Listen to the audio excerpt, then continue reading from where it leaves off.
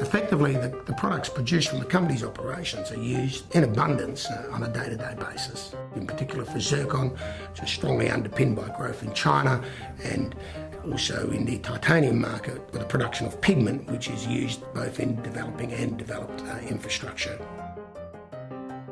For any exploration company, the first test is graduating from development to fully fledged production. We always saw Torman as the great opportunity for mineral commodities to make that transition. The Mineral Commodities is extraordinarily fortunate to have Torman as its starter project.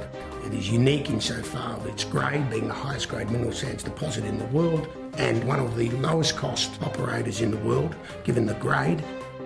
Zolobini, given the scale, it has the potential to be one of the largest low-cost operating mines in the world for the production of mineral sands. Between 2004 and 2010, local management developed that project. The final regulatory work started in early 2010 and was completed by August 2012, which enabled the company to go through the final capital raising and commence the construction of Torman in January 2013, meeting the targets of being on time and on budget. Allowed commissioning to be completed by the end of 2013 and full production to commence in 2014. The Torman project was built in a very low capital cost of around $16 million. The revenue it returns is around $48 million per year. As a result, Torman has been funded largely by shareholder equity, made easier by the fact obviously the capital investment for the project was significantly lighter than many other comparable mineral sands projects. There is no big overhang of debt to actually prevent us from being profitable or paying dividends.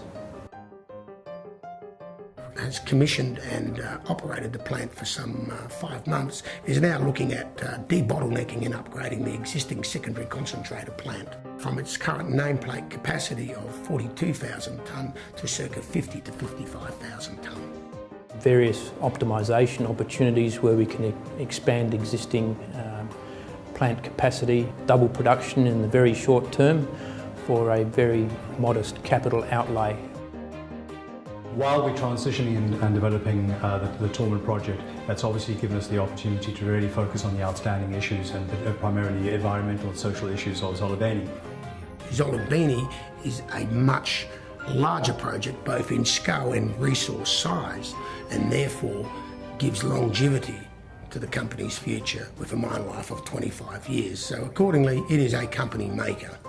The regulatory work and approval will probably take up to 18 to 24 months thereafter. And we see the opportunity therefore to commence construction of Zolobini within the next 3 to 5 years. The benefits flowing from Torman and the great dire need of the local community for jobs and for development and opportunity are becoming inexorable, and we certainly see that in a short period that groundswell will move towards regulatory action and for the full approval of the plant in the next 3 years or so. As the cash flows come into mineral commodities through the Torman project, we're really able to accumulate a cash pile and obviously create the capacity for debt raising within the mineral commodities to invest in future projects.